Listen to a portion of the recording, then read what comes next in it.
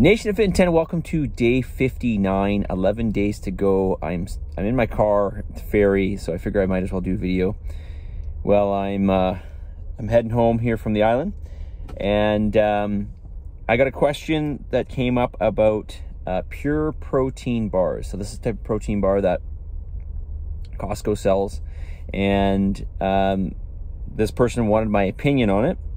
And I have looked at it before, but I couldn't remember exactly what was in it and why I don't have it. So let's talk about it a little bit here.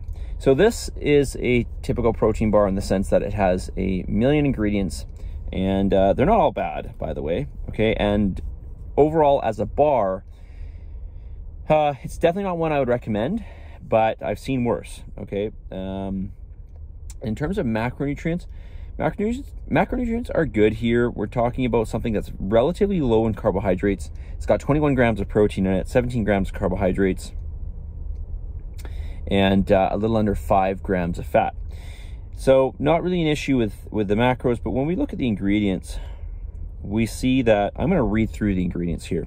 We see we got protein blend. We got milk protein isolate, not a problem. Whey protein isolate, not a problem. Whey protein concentrate, not the best, but whatever. It would be okay to have.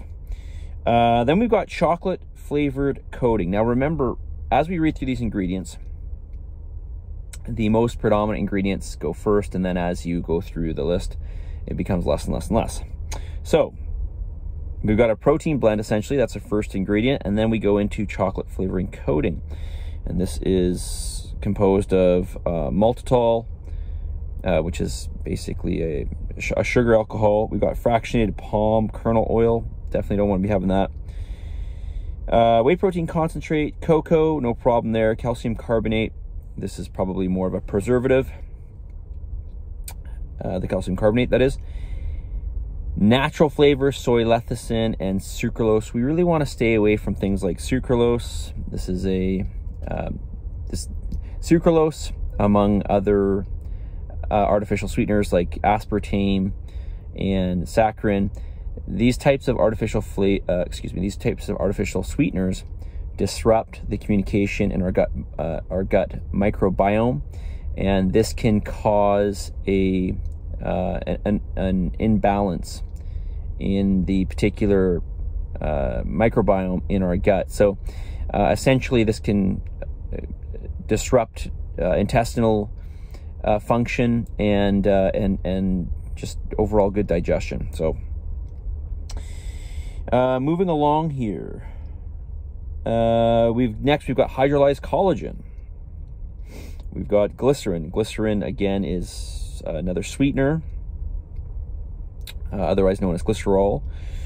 Cocoa powder, water, milk chocolate drops. This has got sugar, whole milk powder,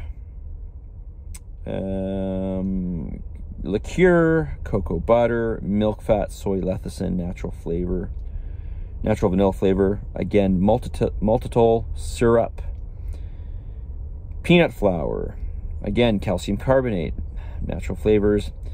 And then there is a vitamin and mineral blend. Now if you look at the vitamin and mineral blend here, you notice that you get a lot of the cheapest forms of the vitamins. For example, things like zinc oxide, or copper gluconate, or potassium oxide. These are all the cheapest forms, the least bioavailable forms of these vitamins and minerals. So you might look at it and be like, well, it's got vitamins and minerals, this is really, really good. But really, you know, again, with these types of bars, they want to make them as cost effective as possible. So they're not going to be putting in good ingredients. You know, essentially you do get what you pay for. Generally speaking, you always, you know, it's very rare that you're going to get something that is, you know, highly valuable in its nature, but it's available at a cheap cost. So, you know, just keep that in mind. As a bar overall, how would I rate this out of 10? You know, probably a 5. But, you know, if you were comparing that to, you know, eating out at a restaurant, not really knowing, well, that's not really specific enough. But if you're comparing this to a lot of other, let's say, fast foods or prepackaged foods, this is obviously going to be much better. okay, for sure. But as a choice, as a protein bar, no, I don't recommend it at all, okay? All right, message of the day. And it may seem like it's a bit harsh, but it's all your fault. It's all your fault. It is all your fault. Now, what do I mean by this? Well, I mean, ultimately, we are responsible for where we're at. Largely in our lives, we are responsible. I know certainly there's many things I want to change in my life. They might be big, they might be small things. But largely, I'm responsible for having those things or not changing certain things. And as you may know, and you might see it on the wall in the office at the studio, or you might have seen this on the back of our t-shirts. If it is to be, it's up to me, which is another one of our favorites, one of my favorites. Actually, it is my favorite saying. Not my favorite saying, but one of them. It's all about personal responsibility. The more we take on the personal responsibility for whatever situation we're in, the quicker we will solve the problem or problems that we're having, right? If we take personal responsibility, things will become much more, your life will become much easier for you, right? We don't like to hear this, but it's really, really true. Okay, so think about this. Everything, the situation that you're in, whatever situation that it is, more than likely it is 100%, or at least largely due to the choices that you made. All right, so just think about this. Always remember, you are responsible. You have more power than you think. You can change a lot of things in your life that you don't think maybe you can change. It's not always comfortable, but we do have that power, right? For virtually everything. Okay, positive energy, positive vibes, believe in yourself, for the love of God, give some gratitude, and I'll talk to you all tomorrow.